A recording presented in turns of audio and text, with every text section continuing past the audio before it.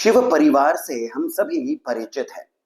महादेव हैं, मां पार्वती हैं, गणपति हैं और कार्तिकेय हैं। कुछ कुछ चित्रों में नंदी भी आ जाते हैं। तो कुल मिलाकर के ये 4 या 5 लोग हैं शिव परिवार में। ऐसा सामान्य जन के लिए जो चित्रण होता है उसमें दिखाया जाता है।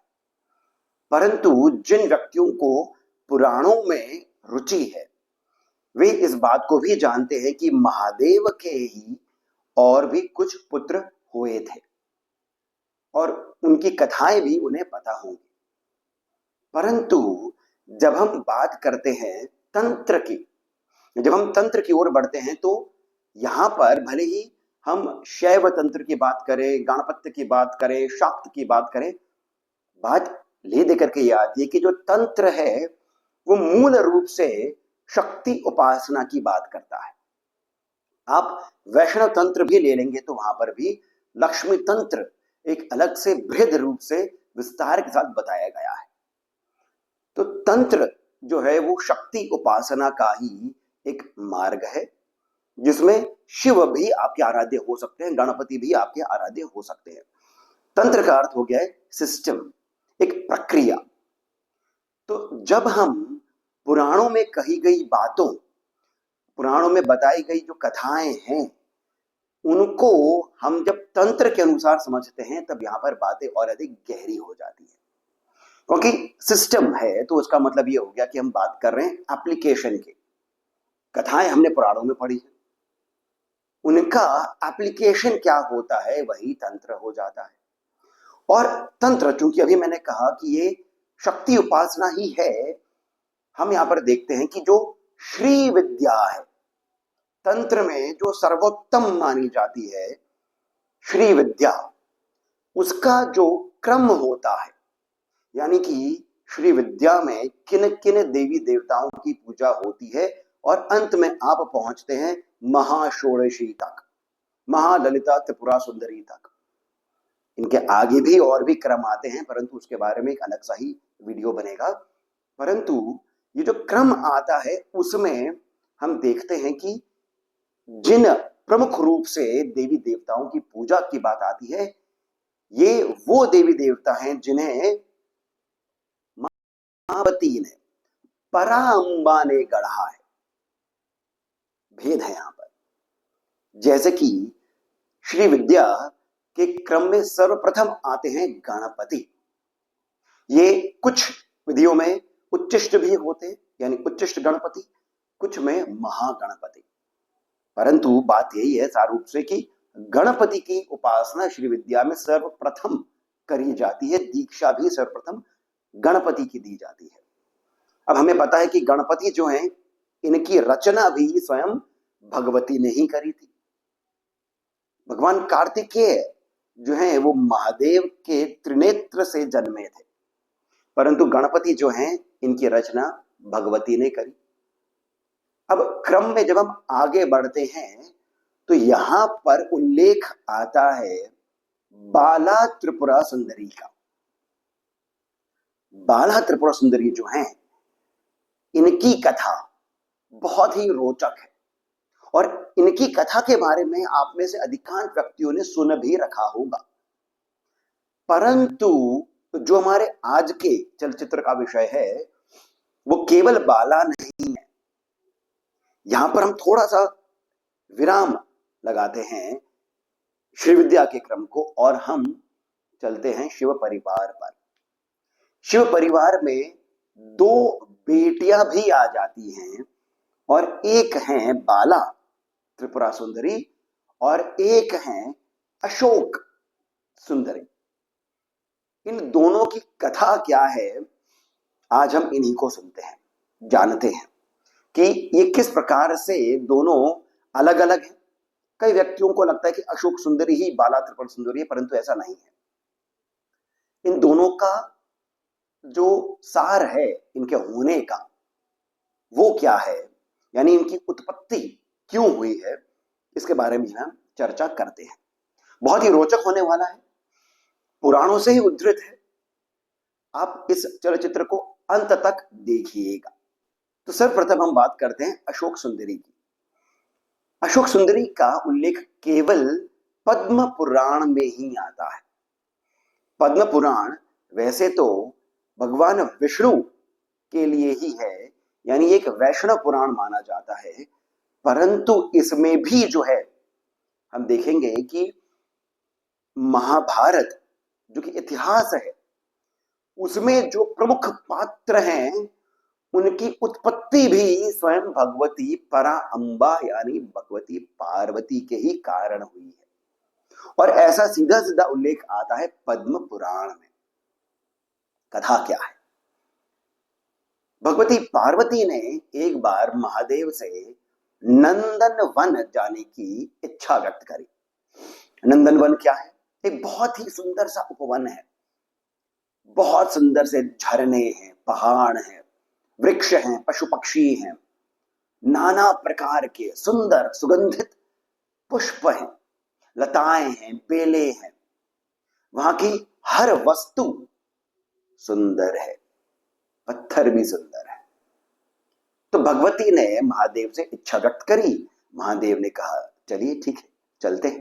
तो महादेव, भगवती पार्वती और सभी गण पहुंचे नंदनवन। अब महादेव भगवती पार्वती को दिखा रहे थे कि ये देखिए, ये एक झरना जो इतना सुंदर है, इसकी ये विशेषता है, ये तालाब है, इसकी एक अलग विशेषता है, ये पुष्प है, इसका अपना एक अलग प्रकार है, ये नाना प्रकार के होते हैं। इस प्रकार से महादेव सभी जितने भी वहां पर सुंदर सुंदर से नाना प्रकार के पुष्प, लताएं, बेल इत्यादि इन सबकी विशेषताएं भगवती को बता रहे थे। बताते बताते ये पहुंचे एक वृक्ष के नीचे जो बहुत ही सुंदर था। इस वृक्ष का नाम था कल्पद्रुम, यानी कि ये कल्प वृक्ष था। कल्प वृक्ष की विशेषता महादेव ने ये बताई कि हे भगवती, यहाँ पर देवता भी आते हैं अपनी इच्छाओं की पूर्ति के लिए। ये इच्छा पूर्ति वृक्ष है। यहां पर जो भी अपनी इच्छा व्यक्त करता है, मन ही मन उसकी इच्छा त्वरित रूप से तुरंत ही पूर्ण हो जाती है। अब यहां पर हमें एक और बात समझनी होगी कि कथाओं में ऐसा आता है कि मां पार्वती जो है, इनके मन में एक बात सदैव रहती थी। कार्तिकेय जो हैं वे चले गए थे दक्षिण भारत में। गणपति जो हैं इनको बना दिया गया था गणाधीश, गणेश, गणों के ईश, तो ये भी व्यस्त रहते थे। महादेव तो सदैव जगत कल्याण के लिए ध्यान में ही मग्न रहते थे। तो मां पार्वती जो हैं इन्हें अकेलापन सा लगता था। अब एक कथाएं हैं, तो इन्होंने एक इच्छा व्यक्त करी उस कल्पद्रुम के समक्ष, मन ही मन, कि इन्हें इस बारी एक पुत्री की इच्छा है, आकांक्षा है। वो पुत्री जो इन्हीं की तरह हो और इन्हीं के साथ रहे। इच्छा यहां पर भगवती ने व्यक्त करी। वहां पर उस वृक्ष के पीछे से एक अत्यंत सुंदर कोमलांगी, मंद मंद मुस्कान लिए हुए, लंबे केशों से युक्त, पतली कमर वाली, अत्यंत सुंदर, भगवती की ही भांति सुंदर, हंस की जैसी चाल चलने वाली एक नव युवती उस वृक्ष के पीछे से प्रकट हुई। उस सुंदरी ने भगवती और महादेव के समक्ष जाकर के हाथ जोड़े और कहा, मां, मुझे उत्पन्न करने का कारण क्या है? तब यहां पर भगवती पार्वती ने बताया कि हे अशोक सुंदरी। अब अशोक नाम क्यों पड़ा? अशोक नाम का अर्थ होता है जिसके होने से कहीं पर भी कोई शोक ना हो, वो अशोक है।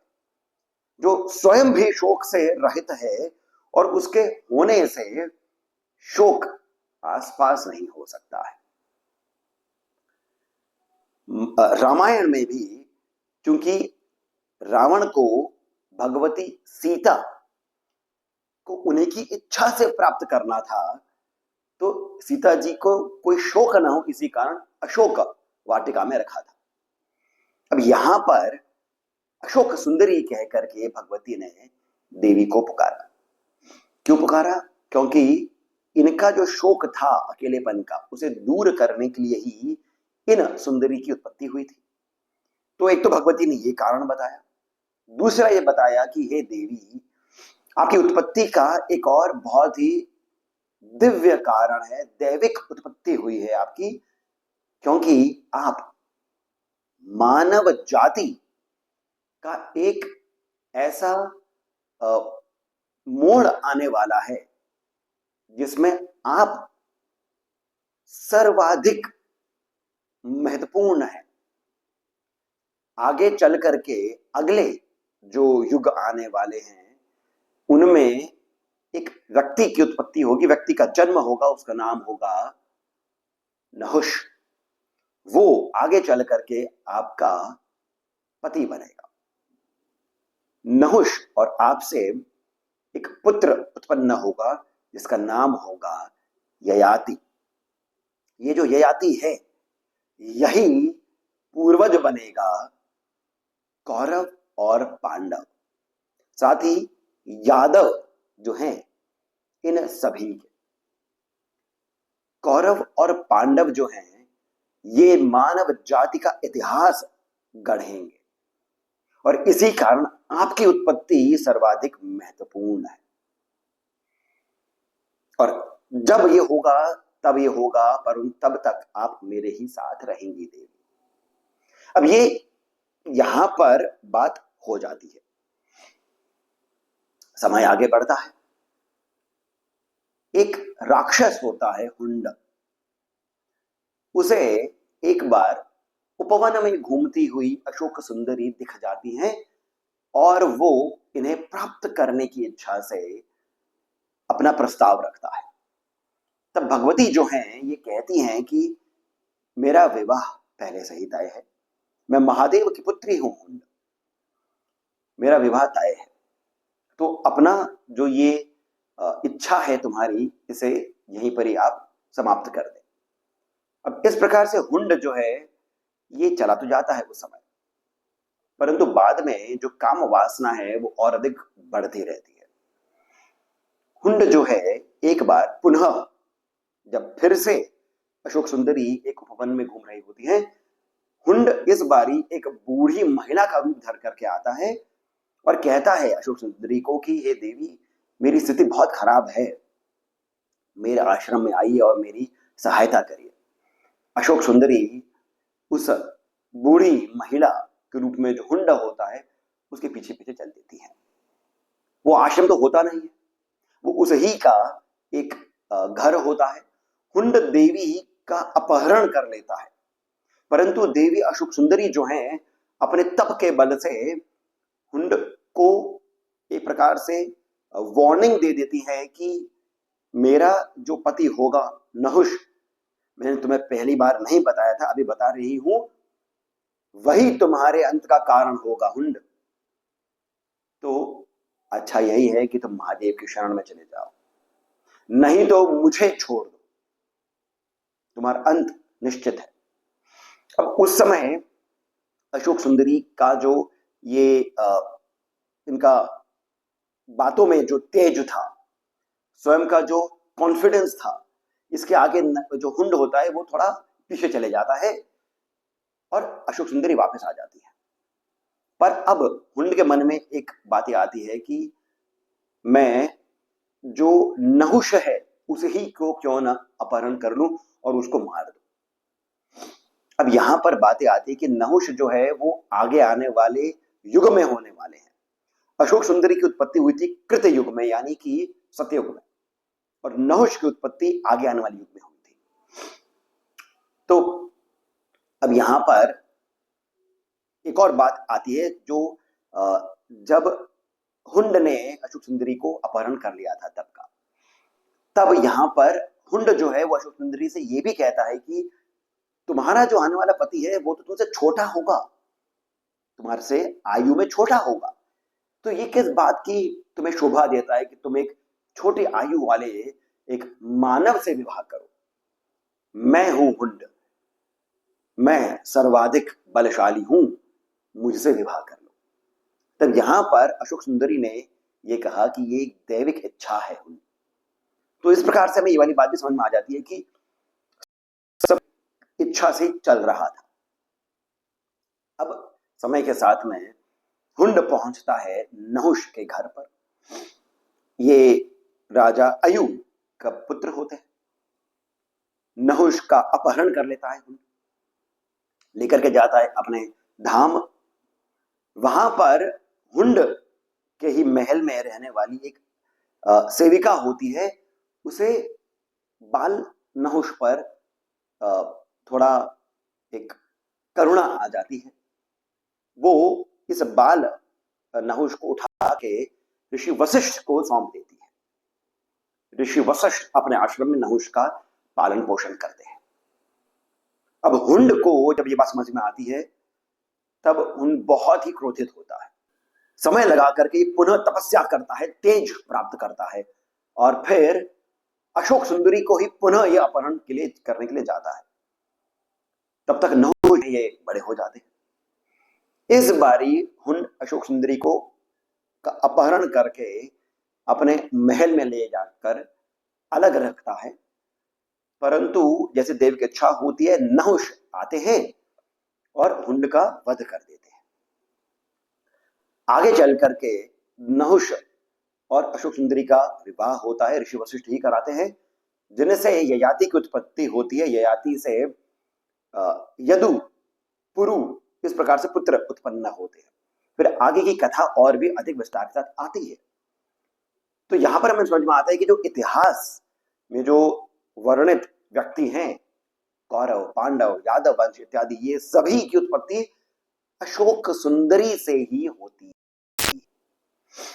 तो ये एक बहुत अद्भुत सी कथा यहां पर हमें सुनी, महादेव और देवी पार्वती की एक पुत्री की। अब हम चलते हैं ब्रह्मांड पुराण पे। पहले वाली जो कथा थी ये पद्म पुराण के भूमि खंड में आती है। बाला त्रिपुरा सुंदरी की कथा आती है ब्रह्मांड पुराण के ललिता उपाख्यान में। ये जो कथा है ये बहुत सिंबॉलिक है। तंत्र में यही वो एप्लीकेशन है जिसे हमें समझना होगा।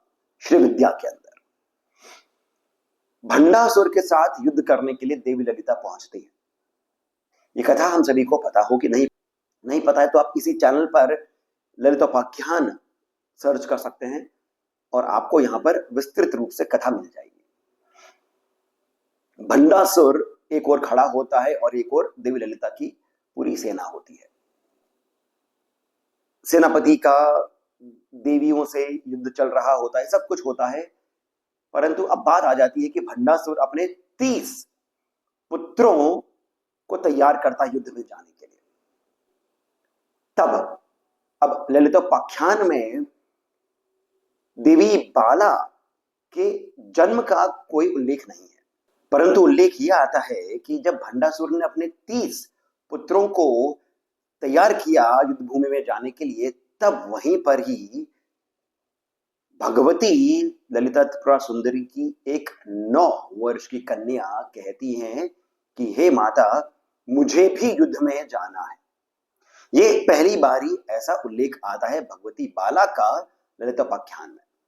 तब इस बात का उत्तर देते हुए ललिता त्रिपुरा सुंदरी कहती है कि पुत्री, तुम बहुत छोटी हो, तुम्हारे अंग बहुत कोमल है, तुम मेरा हृदय हो और मेरे प्राणों से ही जन्मी हो।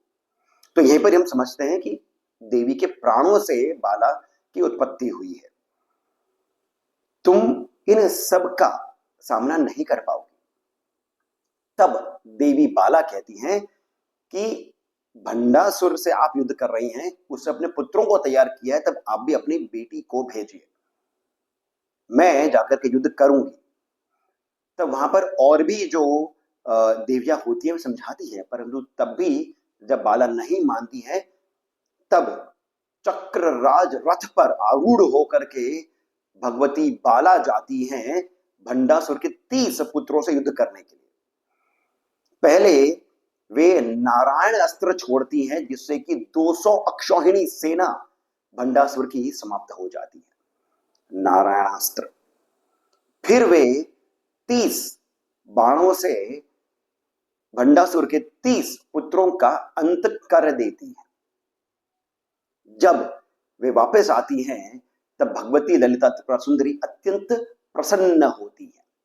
इस ही के बारे में ललिता सहस्रनाम के अंदर भगवती का एक नाम जो आता है वो ये है, भंडपुत्र वधोद्युक्त बाला विक्रम नंदिता। अर्थात भंड के पुत्रों का वध करने के लिए जो तैयार हुई वो बाला जो है उनके इस पराक्रम को देख करके आनंदित हुई, जो वो बाला वो ललिता त्रिपुरा सुंदरी है। इस प्रकार से ये एक और नाम आता है ललिता सहस्रनाम में। अब इसका जो तांत्रिक रूप से, जो आध्यात्मिक रूप से अर्थ है वो बहुत ही गहरा है। श्री विद्या हमें पता है कि ये देवी के श्री चरणों पर पहुंचने का मार्ग है। इसमें गणपति के बाद में क्रम में बाला त्रिपुरा सुंदरी आती है, परंतु बाला से पहले हम समझते हैं कि जो 30 भंडासुर के पुत्र हैं ये कौन है। ये जो 30 पुत्र हैं ये 30 तत्व हैं। 5 भूत, 5 कर्मेंद्री, 5 ज्ञानेंद्री, 5 तन्मात्रा, 4 कोश, 1 प्रकृति। इस प्रकार से ये जो 30 हैं ये बनते हैं। यानी कि हमारे भीतर के जितने भी तत्व हैं, जो 30 होते हैं यहां पर जो बताए गए हैं, उसका जो अंत करती हैं वे बाला है। अब तत्व जो हैं वे 36 बताए जाते हैं। जो बाकी के तत्व हैं उनमें शिव, शक्ति इत्यादि ये भी आते हैं, परंतु जो हमारे लिए एक प्रकार से बाधा उत्पन्न करने वाले जो तत्व हैं उनका अंत बाला कर रही है। इसका अर्थ ये हो गया कि बाला जो है ये हमें शुद्ध कर रही है। हमारा जो चित्त है उसे शुद्ध कर रही है, उसे अलग कर रही है ये सभी माया जनित तत्वों से। और ये बाला है अर्थात अबोध है, 9 वर्ष की है, केवल इनोसेंट है, इनमें कोई अशुद्धि नहीं है। और इस ही कारण ये बीज रूप हो जाती है। 2 और बहुत रहस्यमयी बातें हैं। कई जगहों पर यह भी उल्लेख आता है कि जो कार्तिकेय हैं उनका जो वेल है, उनका जो स्पीयर है, वो ही बाला ललिता त्रिपुरा सुंदरी है, जिसे स्वयं कार्तिकेय धारण करते हैं। दूसरा ये भी आता है कि बाला के भी करीब 23 और भेद हैं, जिसमें बाला भुवनेश्वरी आती है, बाला उच्चिष्ट भी आती है, बाला महात्रिपुर सुंदरी भी आती है। बाला सुंदरी अलग है, बाला त्रिपुरा सुंदरी अलग है। इस प्रकार से 23 और भेद आते हैं बाला के ही। ये सभी बातें जो हैं ये शुद्धि की हो रही है, क्योंकि ये एक कन्या है, एक कुमारी है, एक बालिका है। यही हमारे भीतर के जितने भी अशुद्ध तत्व हैं उनका ये निराकरण कर सकती है, उन्हें ये शुद्ध कर सकती है। हम जब भी कोई भी प्रक्रिया करते हैं, ये वाली बात अब बहुत ध्यान लगाकर सुनिएगा, समझने की चेष्टा करिएगा। भगवान की कृपा सदैव हमारे चारों ओर ही है, अलग से कोई कृपा नहीं बरसती है। हमें प्राप्त क्यों नहीं हो रही होती? क्योंकि हमने अपने ही बाहर एक आवरण, भीतर और बाहर एक आवरण बनाया हुआ है, मन से जनित है, माया का रूप है। हम जब इसको हटा देते हैं तो कृपा हमें अनायास ही प्राप्त हो जाती है। शुद्धि बहुत आवश्यक है। तो इसी के साथ यहां पर अब हमने समझा है कि किस प्रकार से जो पुराण है ये हमें कथाओं के माध्यम से कितनी तात्विक बातें भी बता देते हैं। ध्यान लगाने की आवश्यकता है। आशा करता हूं कि आपको ये कथाएं, ये तत्व सुंदर लगे होंगे, लाभप्रद लगे होंगे। यदि ऐसा है तो कृपया करके इस चलचित्र को, वीडियो को लाइक अवश्य करिए। हमें सब्सक्राइब करना नहीं भूलें। 1 लाख सब्सक्राइबर तक हमें आप तुरंत पहुंचाएं। साथ ही साथ कमेंट सेक्शन में जो पहला कमेंट पिन है वहां से पेटीएम, जीपे इत्यादि के माध्यम से जितना अधिक हो सके आप हमें श्री सहयोग भी प्रदान करें। बहुत अधिक प्रोत्साहन मिलता है। इसके साथ मैं सिद्धार्थ बाप से जानकारी लेता हूं। धन्यवाद।